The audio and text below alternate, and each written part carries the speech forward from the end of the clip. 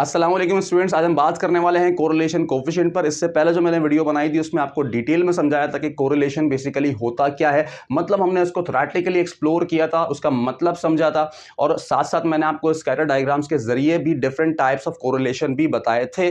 और आपसे मैंने कहा था कि एक वैल्यू की मदद से हम इसको न्यूमेरिकली सॉल्व करके एक वैल्यू निकालते हैं और जिसे हम कहते हैं कोरिलेशन कोफिशिएंट। उसी पर बात करने वाले हैं आज की वीडियो में, डिटेल में डिस्कशन करेंगे। तो वो वैल्यू आपने कैसे फाइंड आउट करनी होती है, कौन सा फॉर्मूला आपने यूज करना है, तमाम की तमाम चीजें डिस्कस करते हैं। देखिए भाई, आपको क्वेश्चन में दो चीजें दे दी जाएंगी, मतलब दो वेरिएबल्स बता दी जाएंगे और उन वेरिएबल्स के हवाले से डेटा आपको प्रोवाइड कर दिया जाएगा। तो यहां पर देखो, x की कुछ वैल्यूज है मेरे पास, y की कुछ वैल्यूज है। हमने ये देखना है कि क्या इन दोनों में रिलेशन है तो कैसा रिलेशन है, ठीक है। तो उसी को जानने के लिए हम निकालेंगे यहां पर भाई कोरिलेशन कोफिशिएंट। और कोरिलेशन कोफिशिएंट को हम रिप्रेजेंट करते हैं भाई स्मॉल r से, और इसके लिए जो हम फॉर्मूला इस्तेमाल करते हैं वो फॉर्मूला बहुत सिंपल है। आप लोगों ने इससे पहले जब वो रिग्रेशन मैंने पढ़ाया था, कुछ मिलता जुलता ही फॉर्मूला है उसका। क्या करना है आओ जरा देखते हैं। सबसे पहले आपने न्यूमरेटर में रखना है भाई n समेशन एक्स वाई, मतलब आपने एक्स वाई का प्रोडक्ट लेकर उसका सम लेना है, ठीक है। शुरू में क्या आएगा आपके पास, n आएगा माइनस समेशन एक्स और समेशन y, ये है आपका न्यूमरेटर। डिवीजन में आ जाओगे तो अब आपने क्या करना है, आपने लेना है पहले एक स्क्वायर रूट और उसमें आपके पास आएगा भाई n summation x square minus summation x और इसका स्क्वायर, ठीक है। फिर आपने इसका प्रोडक्ट लेना है और एक और स्क्वायर रूट बनाना है। उसके बाद क्या आएगा भाई आपके पास n summation y square minus summation y का होल स्क्वायर, ठीक है। मतलब क्या है, देखो समझो इस बात को कि यहां पे मुझे एक तो चाहिए एक्स वाई का प्रोडक्ट, ठीक है। तो देखो मैंने एक कॉलम बना लिया यहां पे किसका, एक्स वाई का। ऐसे ही मुझे x का सम भी चाहिए, y का सम भी चाहिए। तो x और y तो उसने मुझे ऑलरेडी दिया हुआ था, तो मैं इन दोनों को सम कर लूंगा तो मेरे पास दोनों का सम आ जाएगा, ठीक है। फिर क्या होगा, एक मुझे चाहिए भाई x का स्क्वायर, उसका सम, तो उसके लिए मैंने एक्स स्क्वायर का कॉलम बना लिया। फिर मुझे चाहिए वाई स्क्वायर और उसका सम, तो वाई स्क्वायर का भी कॉलम बना लिया। ये जो ब्रैकेट में समेशन एक्स, तो ये तो यही वाला होगा ना, जो एक्स को हम सम करेंगे उसका हम स्क्वायर ले लेंगे। यहाँ पे समेशन वाई जो है वो तो यही वाला वाई होगा, उसका हम स्क्वायर ले लेंगे, ठीक है। तो हमें टोटल यहाँ पे जो कॉलम बनाने हैं वो कितने बनाने हैं, 5 कॉलम्स हमने बनाने हैं। ये वाला फॉर्मूला इस्तेमाल करते हैं। इसका एक और फॉर्मूला भी होता है जिसमें हम कोवेरिएंस ले रहे होते हैं एक्स और वाई का, और स्टैंडर्ड डेविएशन एक्स और वाई का लेकर सॉल्व कर रहे होते हैं। तो उस फॉर्मूले से मैं नेक्स्ट वीडियो में करवा दूंगा अगर आप लोग इंटरेस्टेड हो। अदरवाइज ज्यादातर आपका यही वाला फॉर्मूला इस्तेमाल किया जाता है। एग्जाम में ज्यादा जो क्वेश्चन आएंगे वो इस वाले फॉर्मूले से आपके सॉल्व हो जाएंगे, ठीक है। आ जाओ अब इसको सॉल्व करते हैं। तो उसके लिए मुझे इस टेबल को कंप्लीट करना होगा। कैसे करेंगे, सबसे पहले भाई आपने क्या करना है, एक्स वाई यानी एक्स और वाई का प्रोडक्ट लेते हुए जाना है, यानी इन दोनों को मल्टीप्लाई करते हुए जाना है। 12 को 14 से मल्टीप्लाई करोगे, ये आएगा आपके पास 168, 9 8 जा 72, 8 6 जा 48, यहाँ क्या होगा 10 9 जा 90, 11 11 जा 121, और 13 को 12 से करोगे तो ये होगा भाई 130 और 26, ये आएगा आपके पास 156, और ये आएगा 7 3 जा 21। चलें, ये हमने ले लिया भाई इसका प्रोडक्ट, ठीक है। अब हमने क्या करना है, हमने एक्स स्क्वायर और वाई स्क्वायर फाइंड आउट करना है। तो अगर मैं 12 का स्क्वायर देखूं यानी एक्स का स्क्वायर देखूं, 12 का स्क्वायर क्या होता है भाई हमारे पास 144, 9 का स्क्वायर होता है हमारे पास 81, 8 का स्क्वायर होता है 8 8 64, और 10 का स्क्वायर होता है हमारे पास 100। इस तरह से 11 का स्क्वायर होता है 121, 13 का स्क्वायर होता है भाई हमारे पास 169, और 7 का स्क्वायर होता है दैट इज 49, ठीक है। चले भाई आगे बढ़ते हैं। यहां पर अब हमने y का स्क्वायर लेना, यानी 14 का स्क्वायर ये आएगा भाई हमारे पास 196, 8 का स्क्वायर आएगा 64, 6 का स्क्वायर आएगा 36, 9 का स्क्वायर आएगा हमारे पास 9 9 81, 11 का स्क्वायर आएगा 121, 12 का स्क्वायर आएगा 144, और 3 का स्क्वायर आएगा हमारे पास 9, ठीक है। तो ये टेबल हमने कंप्लीट कर लिया। अब हम क्या करेंगे, हमें सबका सम चाहिए, हर एक चीज का सम चाहिए। हमें x का भी सम चाहिए, y का भी सम चाहिए, एक्स वाई का भी सम चाहिए, एक्स स्क्वायर का भी सम चाहिए, और वाई स्क्वायर का भी सम चाहिए। तो हम जल्दी से इसका सम कर लेते हैं, आप लोग भी करें, मैं भी कर रहा हूं, ठीक है। फिर आते हैं वापस। चले भाई, ये मैंने यहाँ पे इसका सम कर लिया है। एक्स का सम आ रहा है हमारे पास 70, वाई का 63, और इसका 676, 728 और 655। अब हम इसको पुट करेंगे इस फॉर्मूले के अंदर, और हम इसकी पूरी कैलकुलेशन में आपके साथ कैलकुलेशन भी शेयर करूंगा। सिंप्लीफाई किस तरह से करना है, आम तौर पर बच्चों को कैलकुलेशन में भी मसला होता है, तो अगर किसी को मसला है तो वो उसको देखे, वरना स्किप करके आगे चले जाए। चले भाई, अब हम इसको पुट करने वाले हैं। कैमरे वाले भाई थोड़ा सा इधर करना। चले भाई देखें, सबसे पहले तो मुझे क्या चाहिए, एन। एन का मतलब क्या है, आपकी नंबर ऑफ टोटल ऑब्जर्वेशंस। ठीक है, कितनी ऑब्जर्वेशंस हैं आपके पास, 1 2 3 4 5 6 और 7, यानी जहां जहां मुझे एन दिखेगा इस फॉर्मूला में, मैं वहां पे 7 पुट करूंगा। तो सबसे पहले आ जाओ भाई यहाँ पर, R is equals to, numerator में हमारे पास एन है, दैट इज 7। ठीक है, उसके बाद मुझे यहाँ पे सम लेना है किसका, एक्स वाई का। एक्स वाई का जो सम है वो कितना है भाई मेरे पास, 676, और ये प्रोडक्ट में मेरे पास ये ब्रैकेट यूज करो उसके लिए 676। ठीक है, और उसके बाद है भाई हमारे पास माइनस, और x का सम y का सम दोनों ले लेंगे। तो x का सम कितना है हमारे पास 70, तो माइनस आएगा हमारे पास 70। ठीक है, चाहो तो इसको ब्रैकेट में लिख दो, वरना मसला नहीं, क्योंकि पॉजिटिव है ना।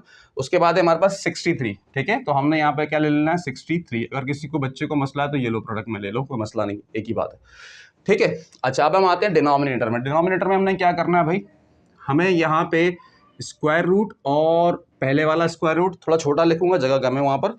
तो यहाँ क्या होगा भाई, मेरे पास n आ गया दोबारा से, मतलब 7 आएगा। 7 के बाद समेशन एक्स स्क्वायर, तो एक्स स्क्वायर का जो सम है वो क्या है, 728, मतलब मुझे यहाँ लेना है 728, और फिर मैं माइनस करूंगा समेशन एक्स और उसका स्क्वायर, यानी मुझे लिखना है समेशन एक्स और उसके ऊपर स्क्वायर लगाना है माइनस के बाद। माइनस समेशन एक्स कितना है, 70, 70 का स्क्वायर, डायरेक्ट भी लिख सकते हैं आप लोग, और अगर आप चाहें तो ऐसे ब्रैकेट लगा के भी लिख दें, कोई मसला नहीं, इससे कोई फर्क नहीं पड़ता। चलो भाई यहाँ पर आ जाओ, एन है दोबारा से, यहाँ पे आ गया मेरे पास फिर से 7। उसके बाद summation y square, y square का सम कितना है हमारे पास 651, या भाई 651। ठीक है, और फिर माइनस में समेशन वाई और उसके ऊपर स्क्वायर, समेशन वाई कितना है मेरे पास 63 और उसका स्क्वायर, तो -63 का स्क्वायर। ठीक है, समझ में आ गई बात आपके।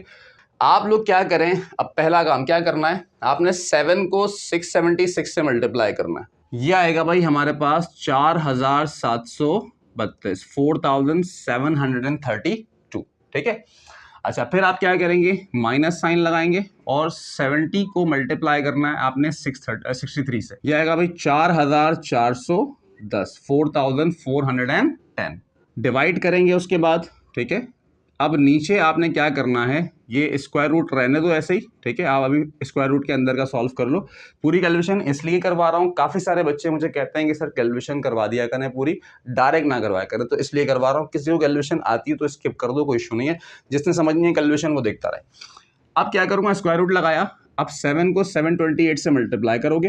ठीक है, इसको मल्टीप्लाई करके हम यहाँ लिखेंगे, ये आएगा भाई 5096, माइनस करेंगे और हमने 70 का स्क्वायर लेना है, तो 70 का जो स्क्वायर होगा वो होगा आपके पास भाई 4900। चलें, अब आपने क्या करना है, यही काम दोहराना है इसके लिए भी। ठीक है, मैं थोड़ा इसको बढ़ा देता हूँ, इसके लिए भी दोहराना है। आपने 7 को मल्टीप्लाई करना है 651 से, ये आएगा भाई 4557, माइनस फिर आपने करना है 63 का स्क्वायर, यह आएगा भाई हमारे पास 3969। ठीक है, सिंपल हो गया आपके लिए काम। और आसान करते हैं, नेक्स्ट क्या होने वाला है, इसमें से आप ये माइनस करेंगे, यानी 4732 माइनस 4410, ये माइनस करेंगे, न्यूमरेटर पे एक वैल्यू आ जाएगी आपके पास, ये आएगा भाई हमारे पास 322। अब डिवाइड करेंगे, मैं ये वाला स्क्वायर रूट फिर से लगा रहा हूँ। ठीक है, ये माइनस करके यहाँ आएगा और अगले स्क्वायर रूट में ये माइनस करके यहाँ आएगा, यहाँ आ गया हमारे पास 196। ऐसे ही हम इसको भी माइनस करेंगे और यहाँ लिखेंगे, ये आएगा भाई हमारे पास 588। अब हमने क्या करना है, अब ये दोनों प्रोडक्ट में ना सिंपली आपने 196 का भी स्क्वायर रूट लेना है। ठीक है, और 588 का भी स्क्वायर रूट लेना है। अब तो इतना आसान हो गया ना काम तुम्हारे लिए, अब इसमें तो मुश्किल नहीं है। सिंपली क्या करो, कैलकुलेटर पे लिखो स्क्वायर रूट 196 मल्टीप्लाई फिर स्क्वायर रूट 588, इक्वल दबाओ, आंसर आ जाएगा। तो ये आएगा भाई आपके पास, नीचे आ रहा है आपके पास 339.48, आगे कुछ और भी आ रहा है, आप वो कर दो। अदरवाइज मेरा मशवरा ये है कि आप इसको यहीं पे डायरेक्ट डिवाइड भी कर सकते हो, खैर कोई मसला नहीं है, बच्चे परेशान होते हैं। 322 ऊपर आ गया आपके पास, आपने 322 को डिवाइड करना है इससे, अब आपके पास फाइनली यहाँ पे कोरिलेशन कोएफिशिएंट आ जाएगा।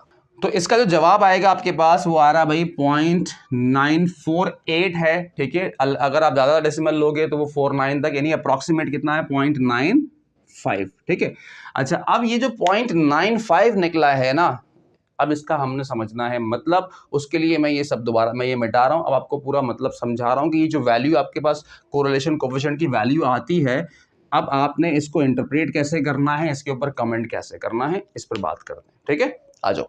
चले भाई, आपने आर की जो वैल्यू निकाली थी, अब उसका मतलब भी समझते हैं। उसको जरा हम इस नंबर लाइन के ऊपर बात करेंगे और समझाऊंगा आपको डिटेल में कि भाई आर की वैल्यू का आखिर आपने करना क्या होता है, उसका कमेंट कैसे करना होता है, उसकी स्ट्रेंथ को आपने कैसे बताना होता है कोरिलेशन की।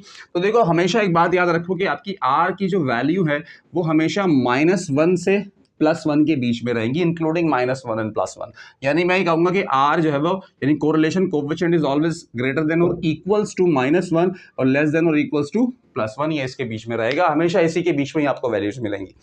अगर आपके पास लेट्स से वैल्यू, यानी ये बीच में क्या है 0 है, 0 से इधर सारी क्या है नेगेटिव वैल्यूज हैं और 0 के उधर सारी पॉजिटिव वैल्यूज हैं। अगर आपको यहाँ पर कोई वैल्यू मिलती है तो आप उसको क्या बोलोगे, स्ट्रॉन्ग या वीक तो बाद में बोलेंगे, पहले आप उसको बोलोगे कि वो पॉजिटिव कोरिलेशन है।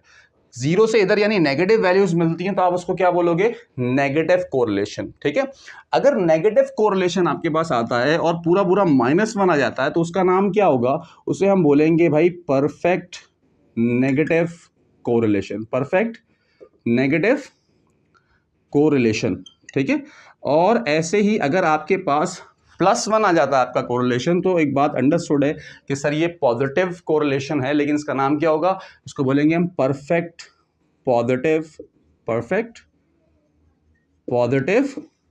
कोरिलेशन। ये बात समझ में आ गई होगी। ठीक है, वैसे तो ये दोनों आइडियल सिचुएशन है, but there is a possibility, possible है कि आपके पास पूरा पूरा +1 आ जाए और पूरा पूरा -1 आ जाए, बट ये आइडियल सिचुएशन है। ओके, अब आमतौर पे आपको जो ज्यादातर मिल रहा होता है कोरिलेशन, वो कहाँ मिल रहा होता है, वो यहाँ मिल रहा होता है इस एरिया में। ठीक है, यानी आपका ये वाला जो एरिया है 0.8 से और 1 के बिटवीन, यहां पर आपको मिल रहा होता है, या फिर आपको -0.8 से -1 के इस एरिया के अंदर मिल रहा होता है। 0.8 मिल रहा है, 0.85 मिल रहा है, 0.82 मिल रहा है, 0.9 मिल रहा है, 0.95 मिल रहा है, चाहे प्लस में आए या माइनस में आए।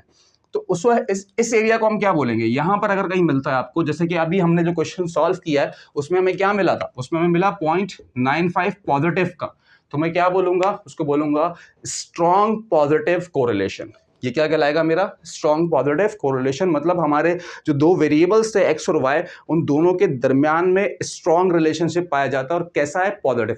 पॉजिटिव का मतलब क्या होता है कि अगर आप किसी एक चीज को बढ़ाओगे तो दूसरी चीज भी बढ़ेगी, या एक चीज को कम करोगे तो दूसरी चीज भी कम होगी। तो ये रिलेशन कैसा है, पॉजिटिव रिलेशन है, डायरेक्ट रिलेशन है। ठीक है, तो पॉजिटिव रिलेशन है एक बात, और दूसरा कैसा है, स्ट्रॉन्ग। अगर ये वैल्यू मुझे यहां मिल रही होती इसके बिटवीन में, तो मैं क्या बोलता, यहां पर भी मैं स्ट्रॉन्ग कोरिलेशन ही कहता, लेकिन वो कैसा होता, स्ट्रॉन्ग नेगेटिव कोरिलेशन। मतलब ये भी स्ट्रॉन्ग है, ये भी क्या है मेरे लिए स्ट्रॉन्ग है, ये वाला एरिया और ये वाला एरिया भी स्ट्रॉन्ग है। फर्क क्या है दोनों में, सर ये स्ट्रॉन्ग पॉजिटिव कोरिलेशन है और ये स्ट्रॉन्ग नेगेटिव कोरिलेशन। डन। अच्छा, यहां जो हमें मिल रहा होता है ना इस एरिया के अंदर, 0.2 के अंदर, 0.2 के अंदर अंदर जो मिल रहा होता है, ये एरिया हमारा क्या होता है, इससे हम कहते हैं वेरी वीक रिलेशन या वेरी वीक कोरिलेशन। ठीक है, मतलब 0 से 0.2 तक अगर मुझे वैल्यू मिलती है तो इसका मतलब क्या है कि वो नेग्लिजिबल रिलेशनशिप है, हम उसको इग्नोर कर देंगे कि भाई नहीं, हमें इसके अंदर रिलेशनशिप कुछ खास नजर नहीं आ रहा, हमें उसमें इंटरेस्ट नहीं होगा, चाहे वो पॉजिटिव मिले चाहे वो नेगेटिव मिले। और अगर 0 मिल जाती है, हमें पूरी पूरी वैल्यू 0 मिल जाती है, तो हम स्ट्रेट अवे बोल देंगे नो रिलेशन, नो रिलेशन, कोई रिलेशन नहीं है, नो कोरिलेशन, नो रिलेशन या नो कोरिलेशन, मतलब आपके दोनों वेरिएबल्स के दरमियान में कोई रिलेशन पाया नहीं जाता। और अगर आपको इसके बिटवीन मिलती है तो very weak relation, negligible relation कहलाता है वो आपका। ठीक है, नेग्लिजिबल मतलब आप उसको भी इग्नोर करोगे। अच्छा, आपको अगर रिलेशनशिप इसके बिटवीन मिलता है, इसके बिटवीन, तो अब आप बोलोगे कि भाई है तो रिलेशन, यानी यहां से 0.2 से 0.5 तक मिलता है अगर आपको, तो आप इसके बिटवीन कहीं मिल रहा है आपको, तो आप बोलोगे भाई है तो रिलेशन, बट वो बहुत नहीं, वीक रिलेशन है। बहुत नहीं बोलोगे, है तो रिलेशन बट वो वीक रिलेशन है। वो भी हमारे लिए कुछ खास, कुछ काम का तो आ सकता है, उससे हम कुछ बातें समझ सकते हैं, लेकिन एग्जैक्टली हम उसको जिस पर्पस में इस्तेमाल करना चाह रहे हैं उसके हवाले से हो सकता है कि वो डेटा हमारे काम का ना हो, उससे हम कुछ मतलब की चीज़ें निकाल लें। क्योंकि स्टैटिस्टिक्स में कर क्या रहे होते हो भाई आप, बेसिकली आपने डेटा को स्टडी करना है ना, ठीक है। डेटा कलेक्ट क्यों किया, उसको स्टडी करने के लिए कलेक्ट किया, उससे कुछ रिजल्ट्स मिलेंगे, कुछ सिग्निफिकेंट चीज़ें मिलेंगी तो ही आप आगे प्रोसीड कर पाओगे ना। खैर थोड़ा सा मैं आगे पीछे निकल गया, कोई बात नहीं, वापस आ जाओ। तो इसको क्या बोलेंगे, तो ये वाला जो एरिया है हमारे पास, इसमें हम क्या बोलेंगे कि रिलेशनशिप तो है, चाहे नेगेटिव हो चाहे पॉजिटिव हो, दोनों बात कर रहा हूँ, रिलेशनशिप तो है बट वो वीक कंसीडर किया जाएगा। अच्छा, ये वाला जो एरिया है 0.5 से 0.8 तक, ठीक है, -0.5 से 0.8 या फिर +0.5 से +0.8, इसकी बिटवीन अगर आपको 7.9 तक जैसे मिलता है, यहाँ 7.9 तक जैसे मिलता है, तो आप उसको क्या बोलोगे कि भाई ठीक है, एक मुनासिब रिलेशनशिप पाया जाता है, यानी स्ट्रॉन्ग की तरफ आप उसको कंसीडर करोगे, ठीक है। तो उसके लिए नाम क्या सजेस्ट किया जाता है, आपकी बुक के अंदर भी नाम है, दैट इज मॉडरेट रिलेशनशिप या मॉडरेट कोरिलेशन। होप सो आपको सारी बातें समझ में आ गई होंगी। तो ये यहाँ से यहाँ तक सारा पॉजिटिव होगा, यहाँ से यहाँ तक सारा नेगेटिव होगा। अब पॉजिटिव नेगेटिव तो समझते ही हो ना, प्लस में वैल्यू मिलेगी तो वो पॉजिटिव है, नेगेटिव में वैल्यू मिलेगी तो वो नेगेटिव कोरिलेशन कहलाएगा। होप सो आपको ये सारी बातें समझ में आ गई।